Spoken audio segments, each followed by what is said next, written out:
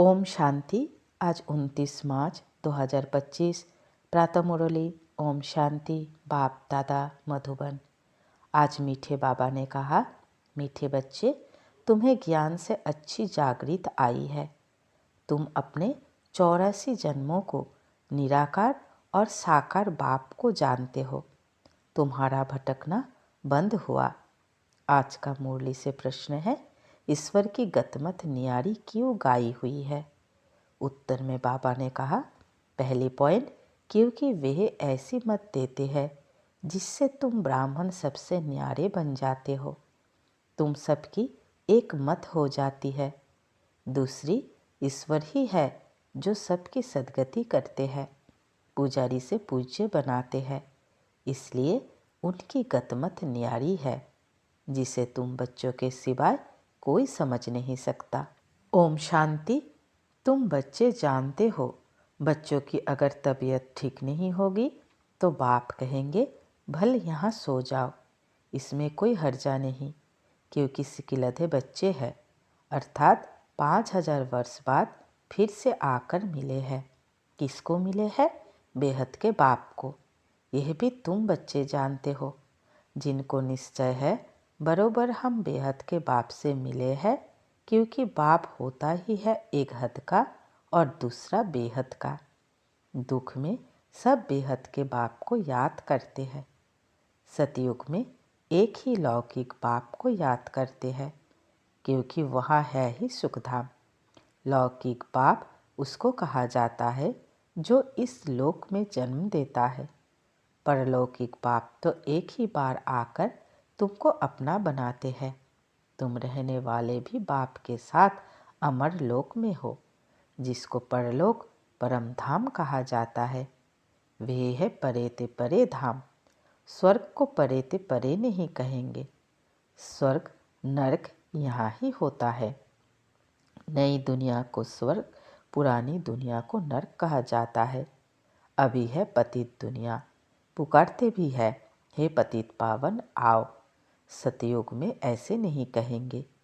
जब से रावण राज्य होता है तब पतित बनते हैं, उनको कहेंगे 5 विकारों का राज्य।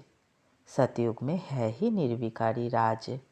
भारत की कितनी जबरदस्त महिमा है, परंतु विकारी होने के कारण भारत की महिमा को जानते नहीं। भारत संपूर्ण निर्विकारी था जब यह लक्ष्मी नारायण राज्य करते थे। अभी वह राज्य नहीं है। वे राज्य कहाँ गया, यह पत्थर बुद्धियों को मालूम नहीं, और सभी अपने अपने धर्म स्थापक को जानते हैं।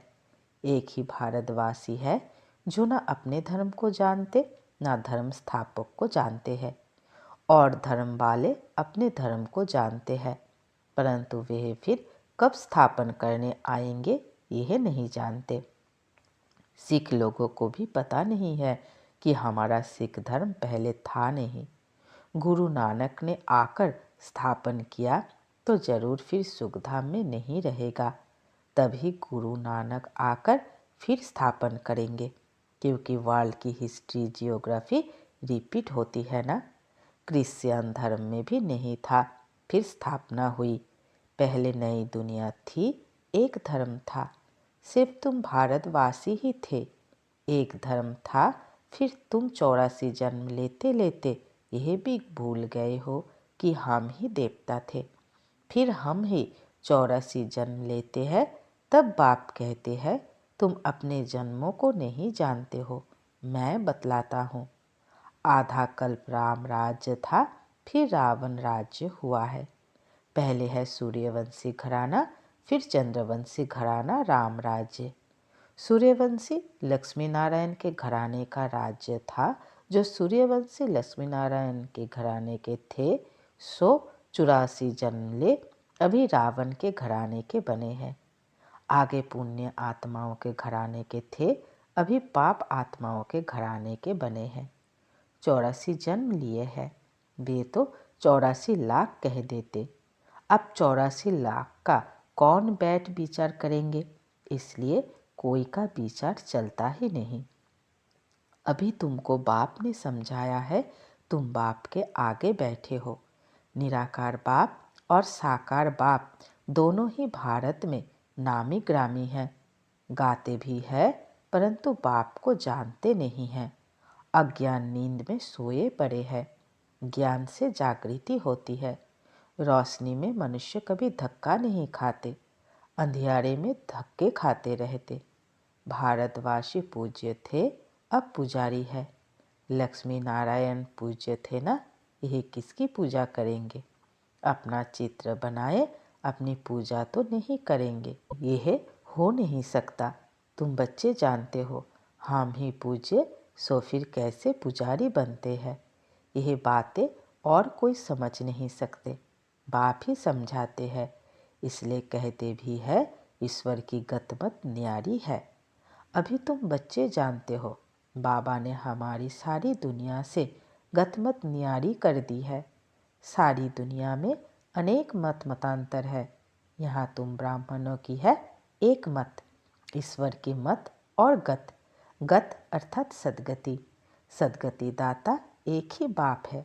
गाते भी है सर्व का सदगति दाता राम, परंतु समझते नहीं कि राम किसको कहा जाता है। कहेंगे जिधर देखो राम ही राम रहता है। इसको कहा जाता है अज्ञान अंधियारा।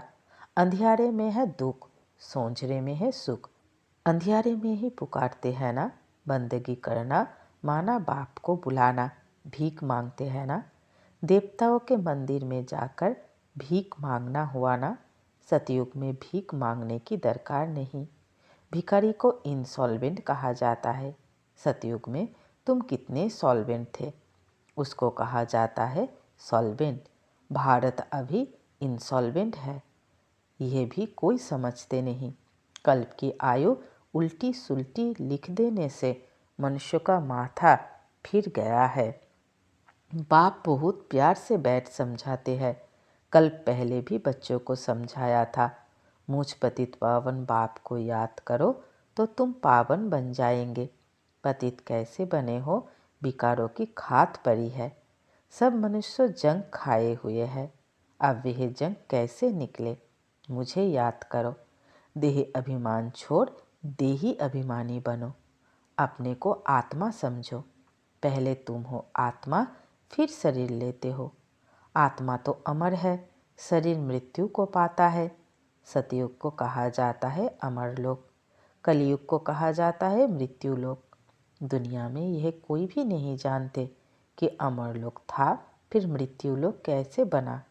अमर लोक अर्थात अकाले मृत्यु नहीं होती, वहाँ आयु भी बड़ी रहती है। वह है ही पवित्र दुनिया। तुम राज ऋषि हो, ऋषि पवित्र को कहा जाता है।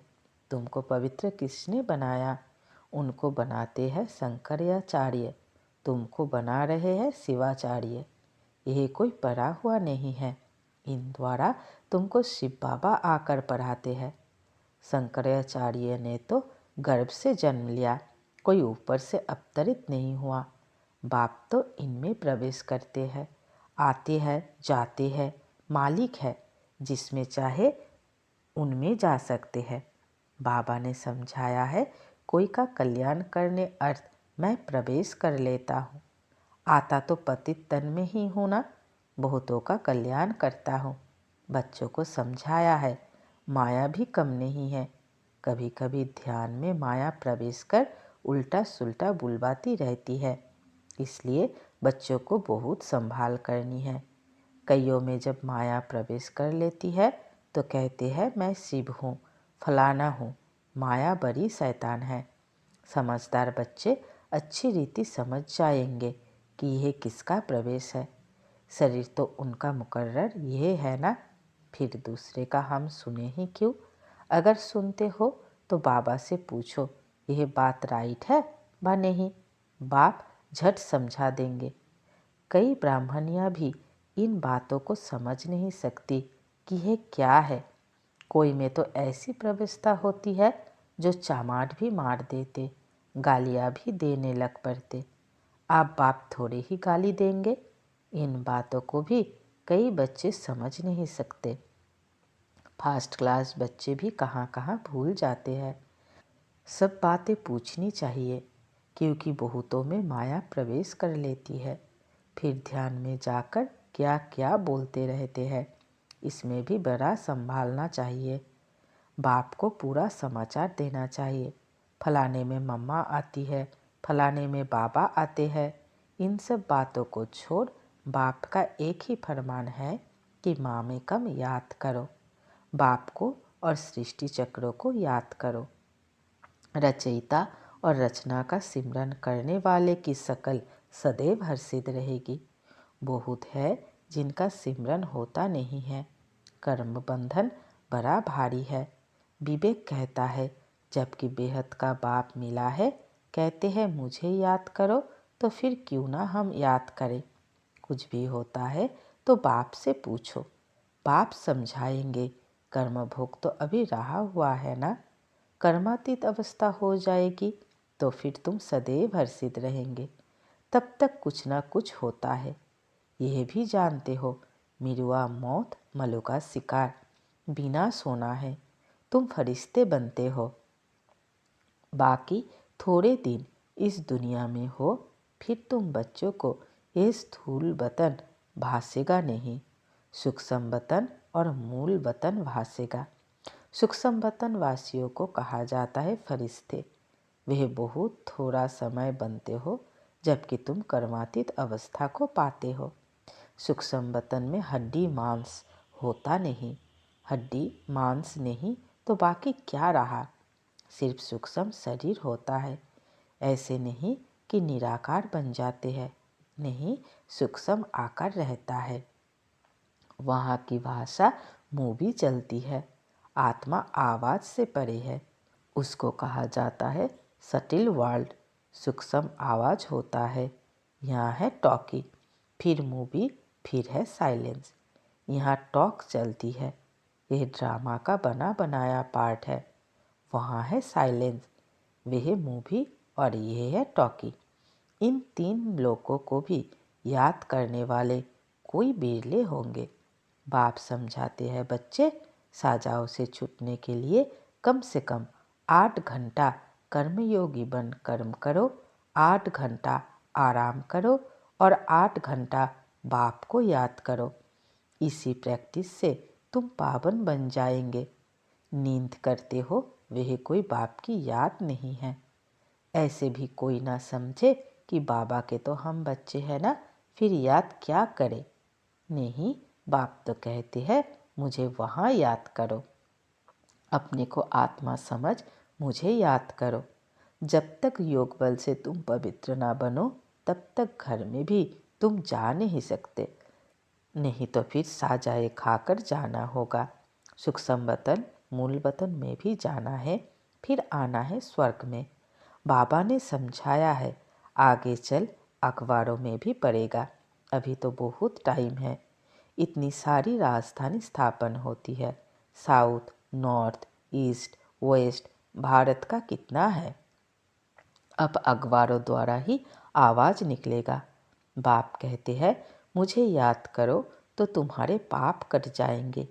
बुलाते भी है, हे पतित पावन लिबरेटर, हमको दुख से छुड़ाओ। बच्चे जानते हैं ड्रामा प्लान अनुसार विनाश भी होना है। इस लड़ाई के बाद फिर शांति ही शांति होगी। सुखधाम हो जाएगा, सारी उथल पथल हो जाएगी। सतयुग में होता ही एक धर्म, कलयुग में है अनेक धर्म। यह तो कोई भी समझ सकते हैं। सबसे पहले आदि सनातन देवी देवता धर्म था। जब सूर्यवंशी थे तो चंद्रवंशी नहीं थे, फिर चंद्रवंशी होते हैं। पीछे यह देवी देवता धर्म प्राय लोप हो जाता है। पीछे फिर और धर्म वाले आते हैं। वे भी जब तक उन्हों की संस्था वृद्धि को पाए तब तक मालूम थोड़ी ही पड़ता है। अभी तुम बच्चे सृष्टि के आदि मध्य अंत को जानते हो। तुमसे पूछेंगे श्री में सिर्फ भारतवासियों को क्यों दिखाया है। बोलो, यह खेल है भारत पर। आधा कल्प है उन्हों का पाठ। बाकी द्वापर कलयुग में अन्य सब धर्म आते हैं। गोले में यह सारी नॉलेज है। गोला तो बड़ा फास्ट क्लास है। सतयुग त्रेता में है श्रेष्ठाचारी दुनिया। द्वापर कलयुग है भ्रष्टाचारी दुनिया, अभी तुम संगम पर हो। यह ज्ञान की बातें है। यह 4 युगों का चक्र कैसे फिरता है ये किसको पता नहीं है। सतयुग में इन लक्ष्मी नारायण का राज्य होता है। इन्हों को भी यह थोड़ी ही पता रहता कि सतयुग के बाद फिर त्रेता होना है, त्रेता के बाद फिर द्वापर कलयुग आना है। यहाँ भी मनुष्य को बिल्कुल पता नहीं। भल कहते हैं, परंतु कैसे चक्र फिरता है यह कोई नहीं जानते। इसलिए बाबा ने समझाया है, सारा गीता पर जोर रखो। सच्ची गीता सुनने से स्वर्गवासी बनते हैं। यहाँ शिव बाबा खुद सुनाते हैं, वहाँ मनुष्य पढ़ते हैं। गीता भी सबसे पहले तुम पढ़ते हो। भक्ति में भी पहले पहले तो तुम जाते हो ना। शिव के पुजारी पहले तुम बनते हो।